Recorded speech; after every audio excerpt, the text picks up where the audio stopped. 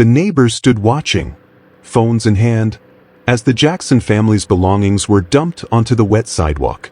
No warning, no grace, just an angry landlord with a sneer on his face. He pointed at them like they were trash. "They don't belong in this neighborhood," he said. 3 days later, when firefighters pulled them from the ashes of a burning building, they realized they had made a terrible mistake. Monique Jackson was used to being invisible. She worked the early morning shift at the diner off Route 17, made perfect grits, smiled at customers who never tipped, and came home to a 2-bedroom apartment in Willow Heights, one of the few black families in the entire complex.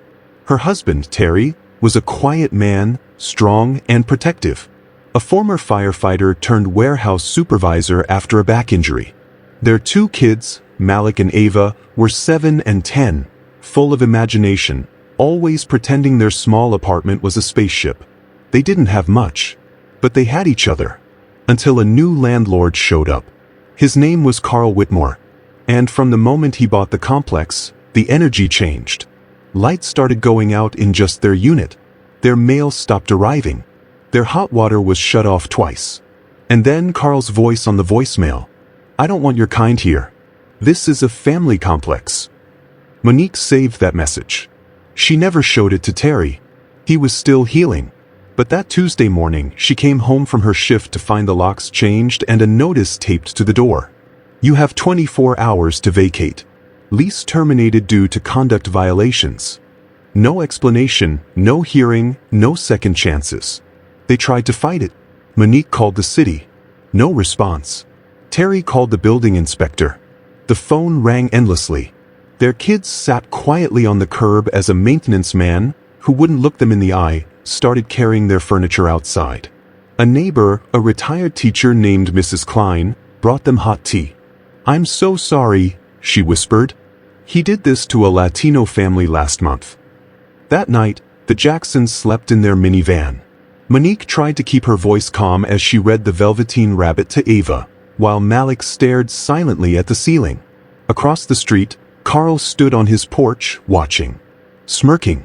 "You should have known better," he said under his breath. "This isn't your home." 3 days later, it was raining. Monique had just walked into a church downtown looking for shelter when her phone rang. It was Malik. "Mom, it's on fire. The building's on fire." Before we dive deeper into this shocking story, drop a comment letting us know where you're watching from. And if you're into gripping stories like this one, make sure to hit that subscribe button so you never miss an update. Smoke was everywhere. They'd gone back to the apartment to grab Ava's backpack, her homework, her favorite stuffed bear. But the hallway had gone up in flames. Terry, hearing the panic in his son's voice, didn't wait for dispatch. He bolted into the burning building. Alone. By the time the first fire truck arrived, smoke had blanketed the entire block. The captain on duty, Lieutenant Ramirez, was about to give the order to evacuate when he saw something that made him freeze. A man, limping, shirt singed, face covered in soot, was carrying 2 children through the flames. "Terry Jackson, get the kids out," he screamed. "There are still people inside." Ramirez blinked. "Who is this guy?" "He's not one of ours." "No," said a paramedic. "But the way he's moving, he used to be." Ramirez pulled him aside. "You were on Engine 5, weren't you? Back in '08. You pulled my cousin out of that daycare fire." Terry nodded weakly, coughing. "I just did what anyone would do." The apartment's top floor collapsed moments later, but not before Ramirez and his crew, now reinvigorated, rushed in and pulled 3 more tenants out, including a pregnant woman and a disabled veteran who couldn't walk. After the smoke cleared, the fire chief personally shook Terry's hand. Carl Whitmore arrived just in time to see the news cameras rolling. "Isn't that your building?" a reporter asked. Carl looked panicked. And then a bystander stepped forward, Mrs. Klein. "That's the same man who evicted them 3 days ago." The reporter turned to Carl. "Is it true you evicted the Jacksons without notice?" Carl stammered. "They were behind on rent." "No, they weren't," Mrs. Klein snapped. "I saw Monique pay in cash every month." Another neighbor nodded. "He wanted them gone. He said they didn't fit the aesthetic." The crowd went silent. Carl's face went pale. Monique stood outside the burnt remains of their building, watching her husband sit on the back of the ambulance, his arm around their kids. A news anchor's voice rang out nearby. And in a twist no one expected, the man who risked his life to save tenants from the Willow Heights fire was the very person the landlord evicted just days prior. A GoFundMe created by a local firefighter raised $120,000 within 48 hours. The city's housing authority opened an investigation into Carl Whitmore. Eviction records, racial slurs in texts, violations of fair housing laws. He was hit with lawsuits and lost the complex within weeks. But Terry and Monique didn't ask for revenge. They asked for change. They started a nonprofit called Second Entry, helping displaced families find emergency housing. When asked by a reporter why they didn't walk away after everything, Terry simply said, "We weren't raised to leave people behind, even when they leave us behind first." But just as things seemed to calm, a letter arrived at Monique's new mailbox. No return address. Just one line. "You were never meant to make it out." Inside, a single brass key. And a floor plan of the building before it caught fire. One apartment marked in red. Not theirs. Carl Whitmore's. The envelope was plain. No return address. Just Monique's name, carefully typed, like someone had taken their time. Inside, a single brass key and a folded sheet of yellowing paper. When she opened it, her stomach twisted. It was the floor plan of their old building, Willow Heights. But their unit wasn't circled. Carl Whitmore's was. And next to it, in red ink, was a single word. Lockbox. Monique's hands trembled. She could still smell smoke on her clothes from the fire 3 days ago. Still hear Ava's sobs. Malik's silence. Still feel the weight of watching their home go up in flames, just days after being evicted. But now, this? She slid the paper across the table to Terry. His eyes narrowed. Who sent this? Later that night, they sat in their borrowed motel room, the kids asleep on a squeaky mattress. The keys sat on the table between them. Terry whispered, "What if this wasn't just a fire?" Monique frowned. "What do you mean?" "I used to inspect buildings. The blaze. It moved fast. Too fast. Like accelerants were used. And now someone's mailing us floor plans." He stood up. "I'm going back." Monique grabbed his arm. "Terry, no. You're still healing. We barely made it out. What if someone doesn't want us to know what's in that lockbox?" But the look in his eyes told her it didn't matter. Someone had targeted them, and they weren't finished. Terry called in a favor. A former buddy from the station, Andre Lewis, now a fire investigator, owed Terry his life after a roof collapse back in '09. Andre met them at the ruins early the next morning, well before sunrise. "Place is sealed," he said. "Technically, I shouldn't be here. But for you? Let's just say this conversation didn't happen." Monique handed him the key. Andre raised an eyebrow. "What's this for?" Terry looked toward the charred remains of Carl's unit. "We need to see if that lockbox is still there." Andre hesitated. "You think Carl knew something?" Terry answered without blinking. "I think Carl started that fire." The apartment was gutted. Walls blackened. Floorboards splintered. The ceiling had collapsed in places, and the air still smelled of ash and mold. But in the corner, beneath a half-melted radiator, was a scorched safe bolted to the floor. Terry knelt. Inserted the key. It clicked. Inside was a thick folder wrapped in plastic, untouched by flames. And inside there are dozens of documents, eviction notices, lease transfers, forged signatures, and photos.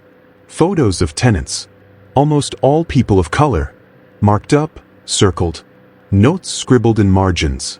Marked up, circled. Notes scribbled in margins. No pets means lie. Late once equal grounds for removal.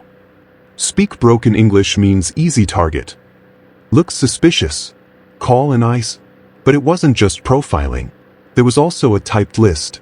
Pre-acquisition strategy. Remove undesirables to increase unit value by 35%. Signed by Whitmore Property Group. Terry stared at it in disbelief. This was coordinated. A business plan built on racism. But there was one more thing. A sealed envelope at the bottom, addressed to CW. Terry opened it. Inside, a check of $50,000. From a company called Redland Equity Ventures. Memo. Phase 1 complete. Phase 2, clear units 305 to 312 by Friday. Monique's voice caught in her throat. That's where Ava's best friend lives. And Mrs. Klein. They are next. Back at the motel, Monique paced while Terry scanned the documents. Redland Equity, she murmured. I've heard that name before. She pulled out her phone, typing frantically. Her eyes widened. They own half the developments on this side of town. And guess who's their CEO? Terry looked up. Mayor Dalton's brother. Suddenly it all clicked. The ignored complaints. The sudden inspection failures. The refusal of city officials to investigate their eviction. This wasn't just a crooked landlord. This was systemic displacement. Targeted removal of families like theirs. Backed by money, politics, and paper trails designed to disappear. And they had just found proof. Andre warned them, if you go public, this'll get ugly. These people don't play fair. Monique looked at the kids. If we stay silent, it gets uglier. That night, she uploaded everything to a USB. Every document. Every photo. Every note. She called a journalist she trusted from the local station, Naomi Brooks, who'd covered housing discrimination cases before. They met in a coffee shop the next morning. Naomi's eyes widened as she flipped through the pages. This is a goldmine. It's everything we've suspected, on paper. Monique nodded. We want the truth out there. But we also need protection. Naomi leaned in. If you're right, people are going to start running scared. That night, just before bedtime, Monique opened her phone to check her email. But something was off. Her inbox had a new message. No subject. No sender. Just a single line of text. You're playing with fire.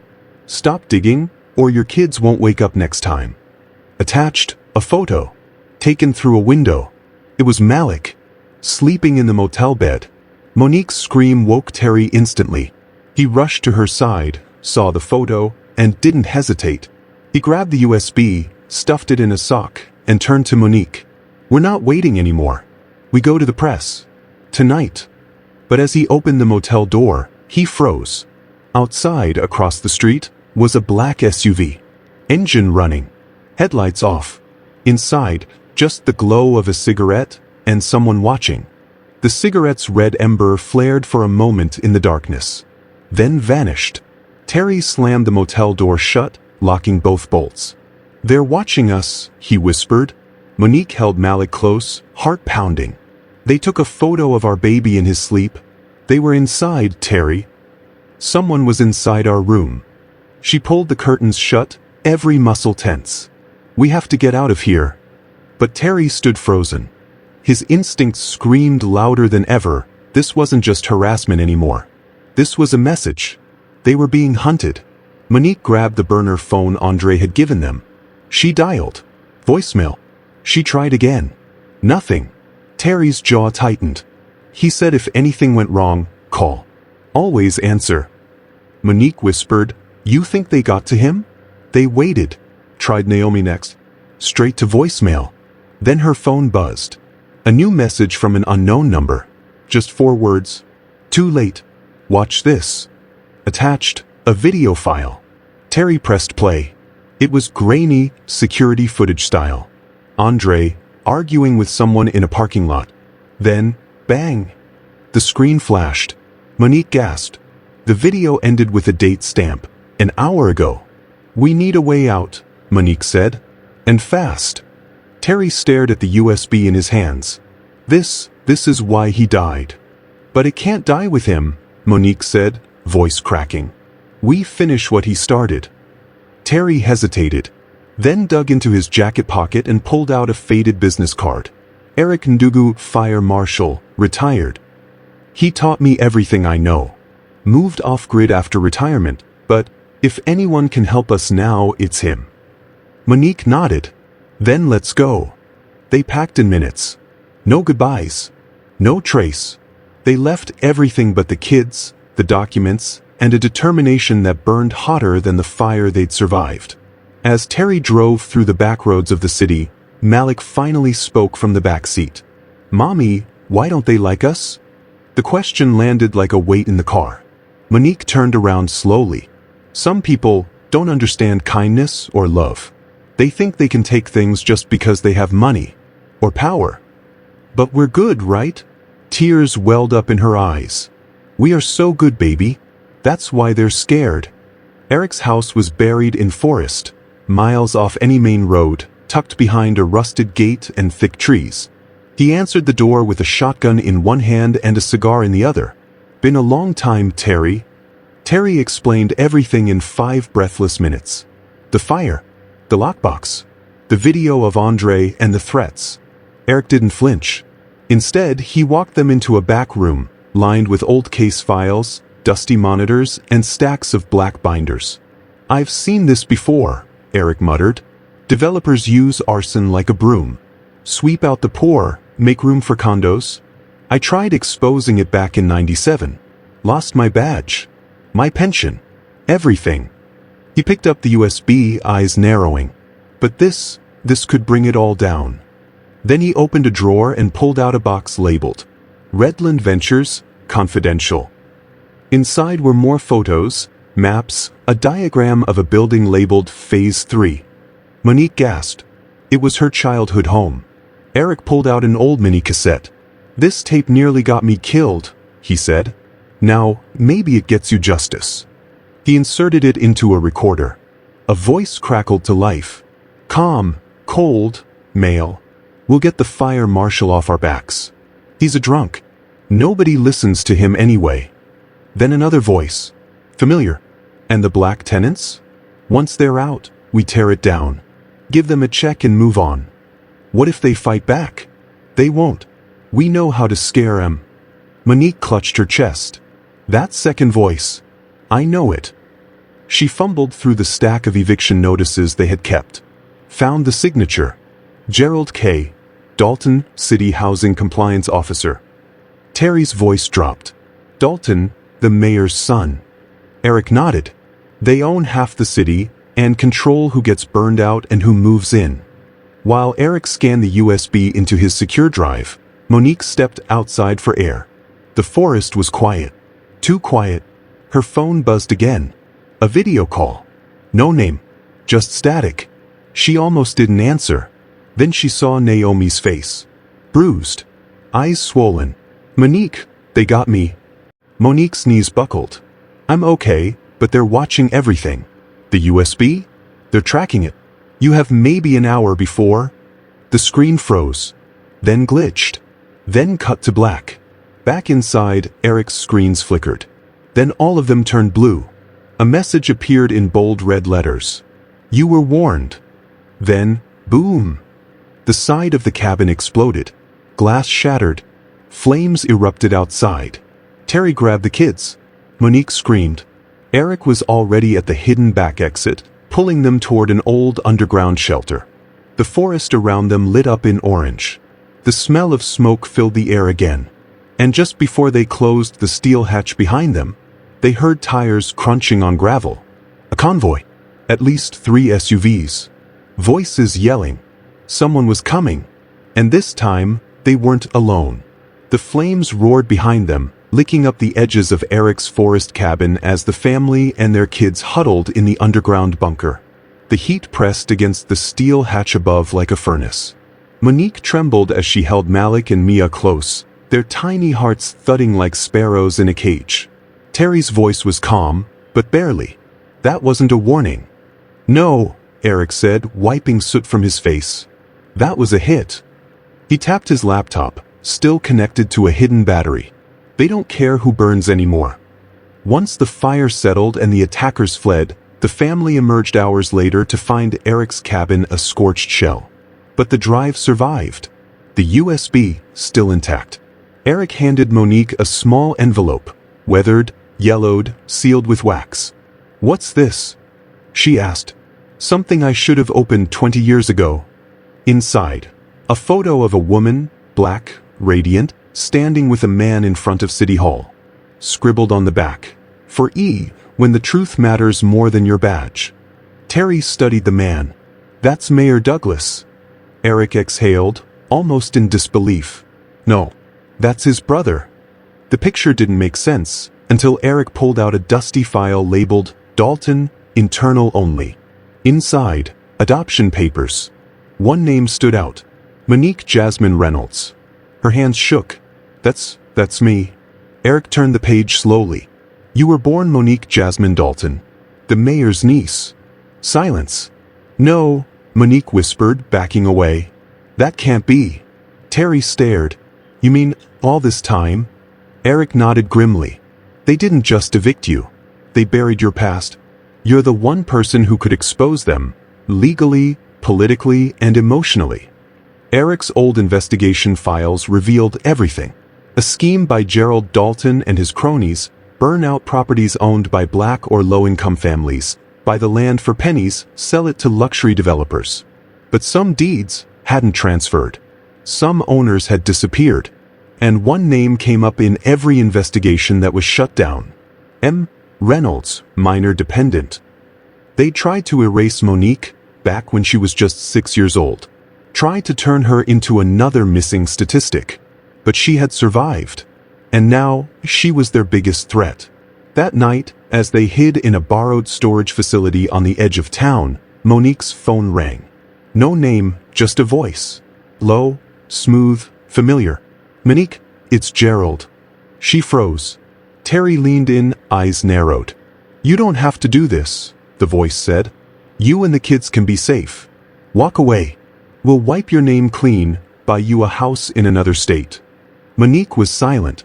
Then Gerald said something that made her blood run cold. Tell your daughter Mia, her middle name is Alexis.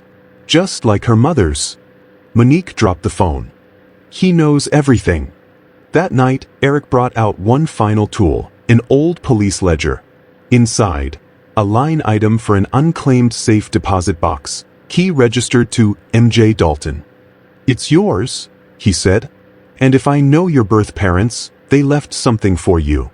At sunrise, Terry and Monique drove into the city disguised. Hats, sunglasses, masks.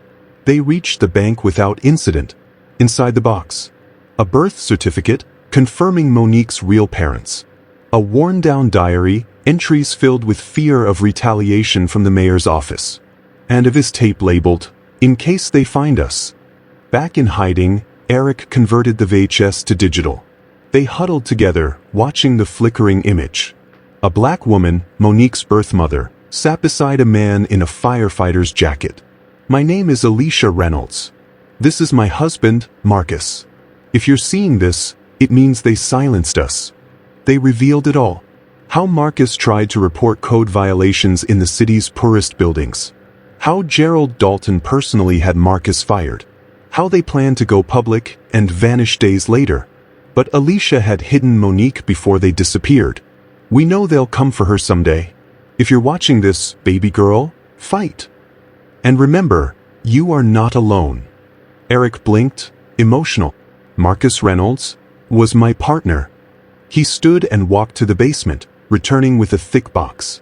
I thought he'd just transferred. Never questioned it.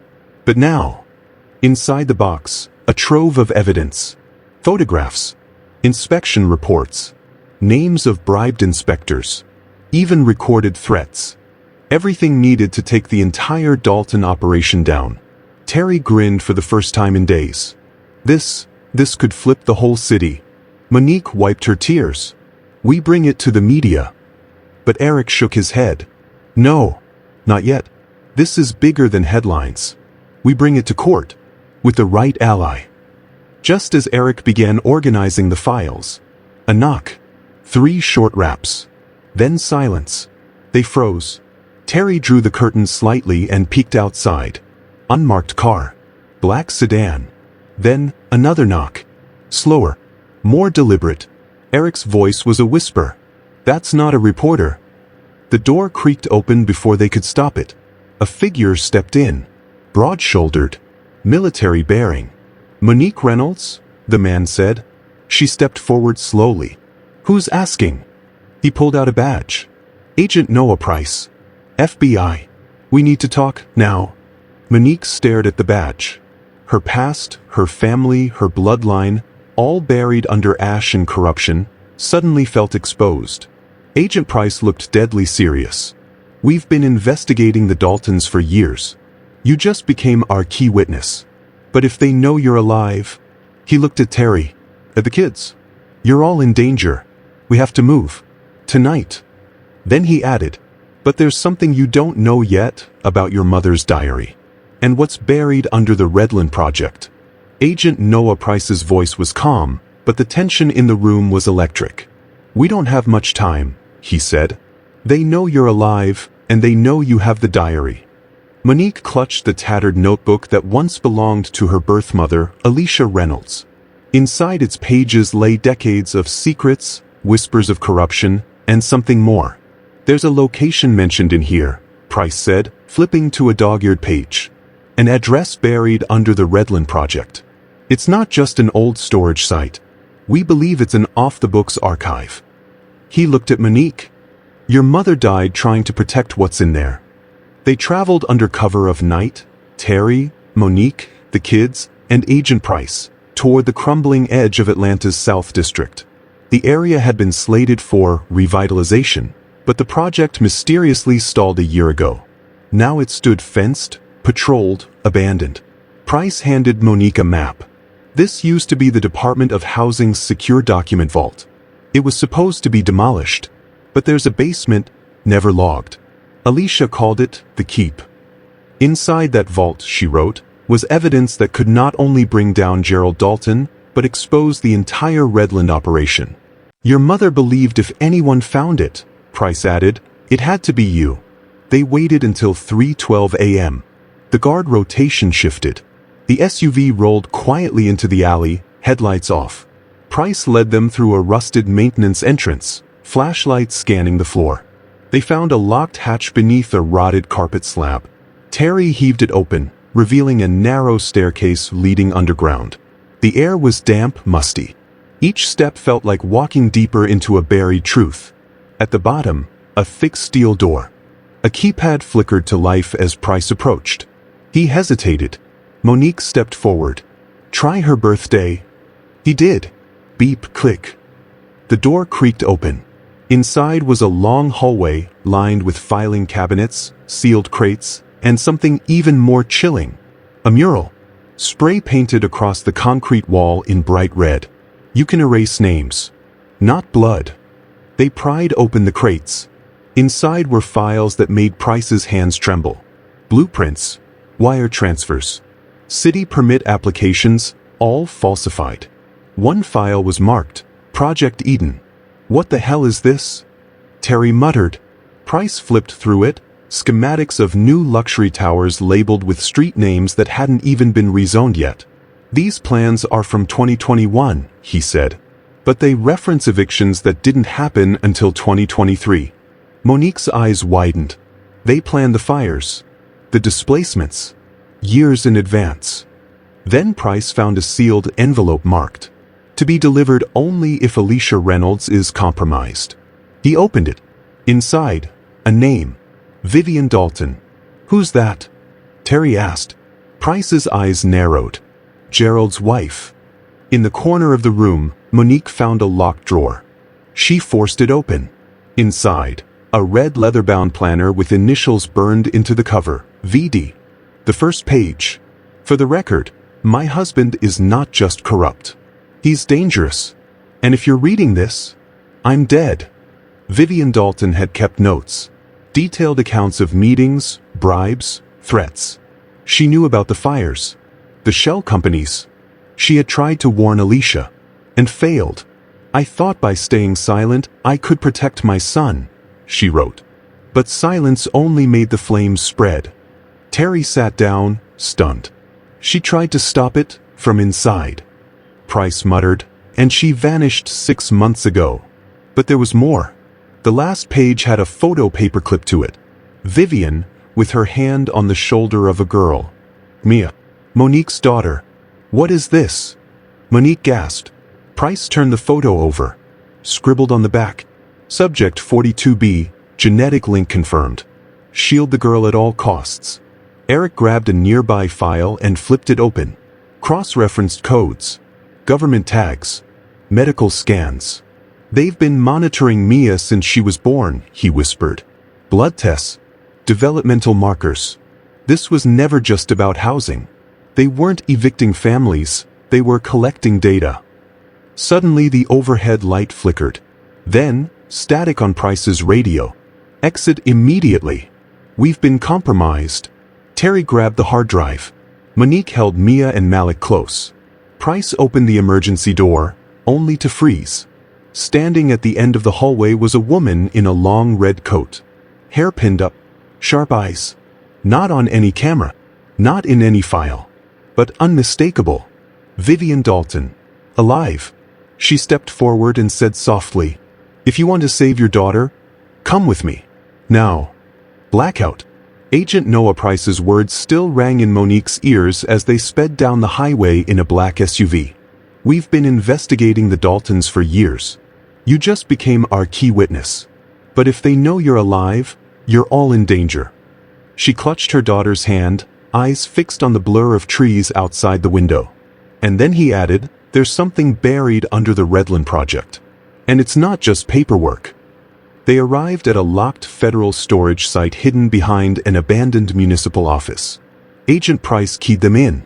Inside, stacks of seized boxes from condemned housing projects. And one file, sealed in black plastic, labeled, Redland Excavation 3B, Suppressed Evidence. Eric peeled the tape back. Inside, photos. Documents. Infrared scans. "What are we looking at?" Terry asked. Price flipped to a page with a blurry X-ray overlay of an apartment complex, Monique's childhood home. There's a basement that doesn't exist on any blueprints. No records. No permits. He slid forward a Polaroid.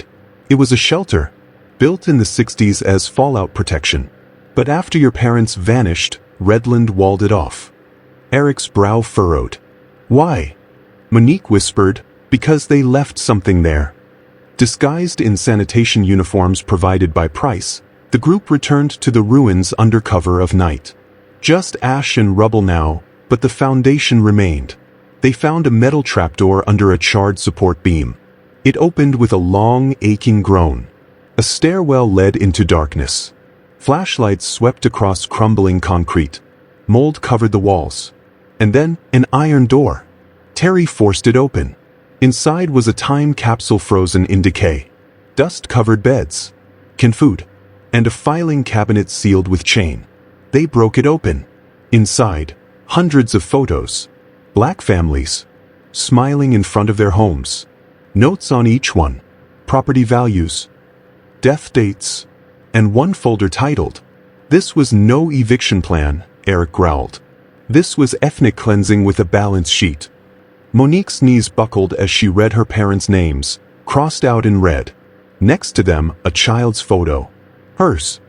A note. Survived. Transfer to orphanage. Alias required. She dropped the folder.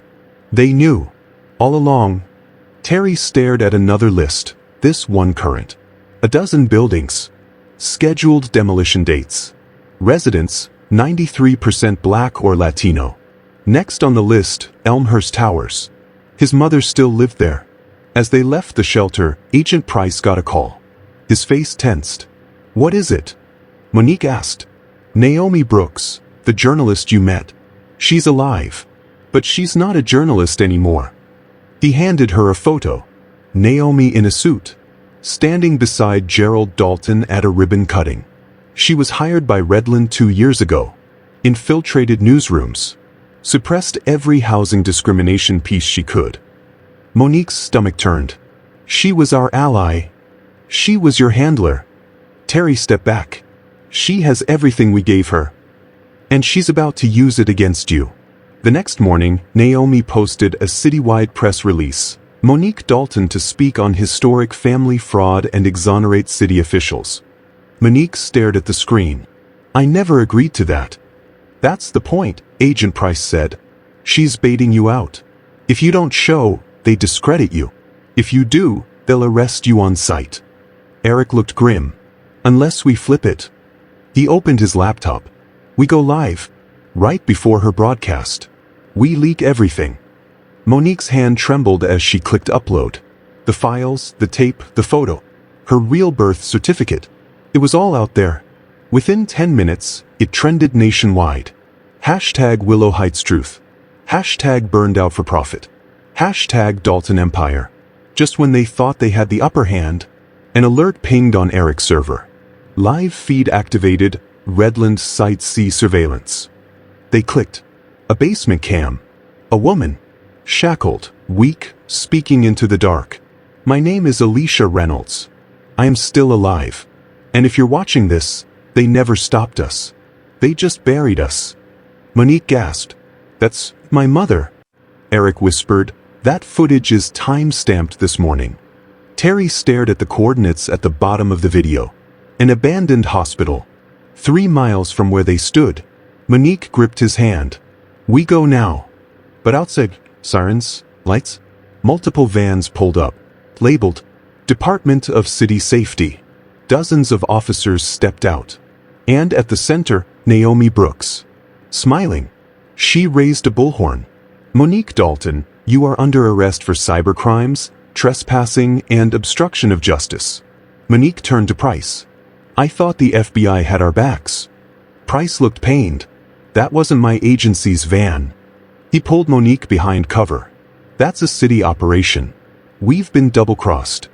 Monique's eyes locked on the live stream still rolling on her phone. Her mother was still alive. And now they had less than an hour to get to her. As tear gas launched over the fence, Monique whispered, We go through the tunnels. The steel hatch slammed shut behind them, sealing out the blaze now engulfing the forest around Eric's cabin. Monique held her breath in the pitch black, the sound of approaching SUVs still echoing above. Terry reached for the emergency flashlight. We've got 10, maybe 15 minutes before they find the trapdoor. Eric's voice came out rough. Then we better make that time count. He pulled the weathered folder from his coat, one Monique hadn't seen before. Inside, a single photograph. A girl, 12 years old, smiling, braces on her teeth. My daughter, he said. She vanished in '96. Monique stared. What does she have to do with this? Eric's voice cracked. She was a whistleblower, just like your parents. And I think she's the reason they were silenced too. The underground tunnel stretched for nearly a mile. Moldy, narrow, and damp, but still intact. Terry carried the kids. Eric moved with purpose. And Monique? She carried the USB, pressed to her chest like it was life itself. Halfway through, Eric stopped. There was a rusted iron panel in the wall, barely visible. I installed this back when I was first investigating Dalton's housing racket, he said. He pried it open. Inside, a fireproof container. What lay within stunned them. Blueprints of multiple buildings. Eviction ledgers. Voice memos. And a signed grant approval from 1993, co-signed by none other than Mayor Douglas and Congressman Gerald Dalton. But the seal at the top?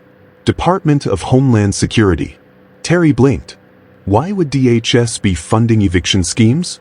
Eric stared at the floor. Because it wasn't just about displacement. It was about control. Once they reached the end of the tunnel, they emerged into a storm drain near the city outskirts.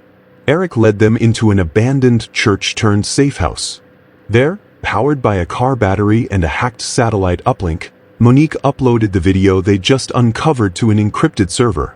As the upload bar ticked upward, a final file on the USB caught her eye. Mother's Diary, addendum.mp4. She opened it. Alicia Reynolds sat in a dark room. Older, weary, her voice was fragile, recorded just weeks before her disappearance. They won't stop until the land is cleared. It's not just housing. They're building something under Willow Heights. We heard the drills at night. She held up a document. Redland Phase 4. It's not condos. It's a private surveillance hub. DHS approved. And my husband, Marcus, he found the underground schematics.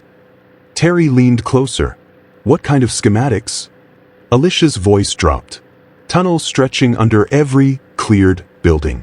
They're watching from below. As Monique tried to process what she'd seen, her burner phone buzzed. It was Naomi Brooks, the journalist. But her tone wasn't panicked. It was cold, measured. "You weren't supposed to get this far," Naomi said. Monique froze. "What?" "I warned you, Monique.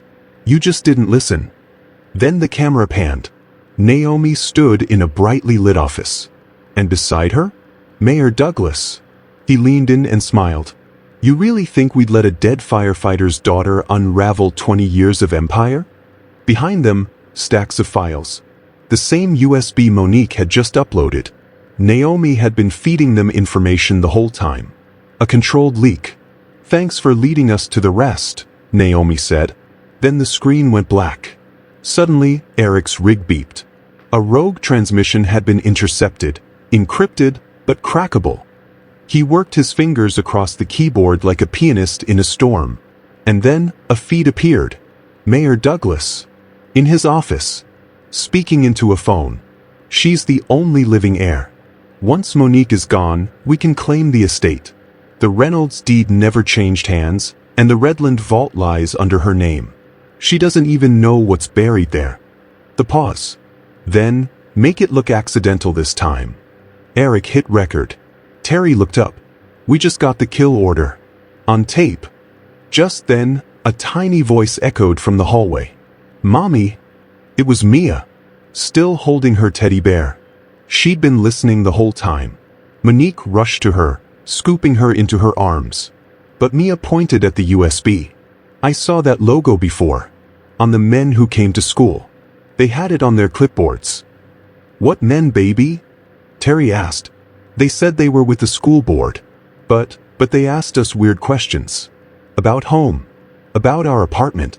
About Uncle Carl." Monique looked at Eric. "This runs into the schools," she whispered. "They're grooming which families to remove." Eric nodded grimly. "That's how they target. Through school rosters. Through housing data. They've turned the system into a funnel." Monique whispered, "Then we dismantle the whole damn funnel." With Mia safe, and the video evidence now uploaded, Eric made one last suggestion. "You want to take down Dalton? We do it in front of the world. Tonight." He pulled out an old press badge, one that still gave limited access to the City Hall press gallery. "I still have one card left to play." Monique narrowed her eyes. "Let's crash his press conference." As they prepared to move, a soft knock echoed from the far side of the church. 3 taps. Then silence. Eric drew his weapon. Terry stepped in front of the kids. Monique grabbed the USB. Another knock. Then a woman's voice. "Monique Reynolds. I know where they buried your father." They opened the door. And there stood a woman in a DHS jacket, holding a leather-bound notebook. Her name tag read, S. Reynolds. And she looked just like Monique. Monique sat frozen as Agent Price's words echoed in the underground bunker. What's buried under the Redland project could bring down the entire city.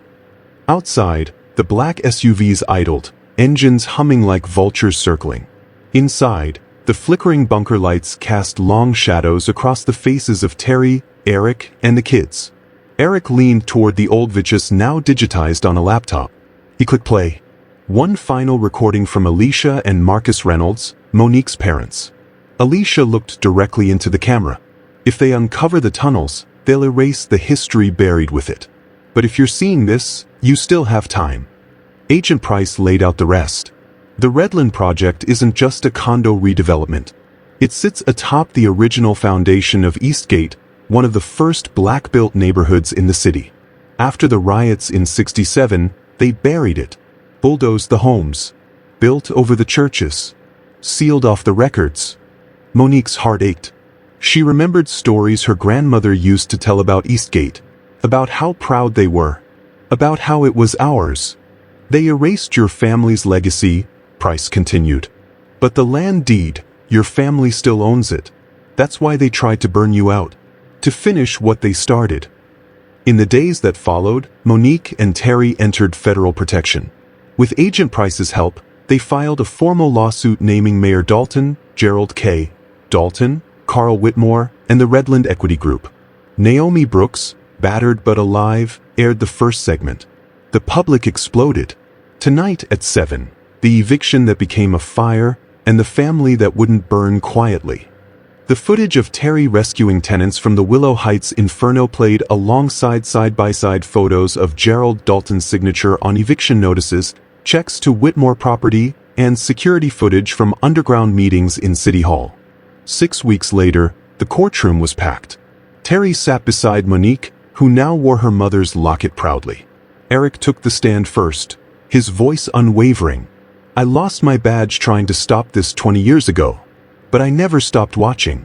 And now, the fire's not in their buildings. It's in us."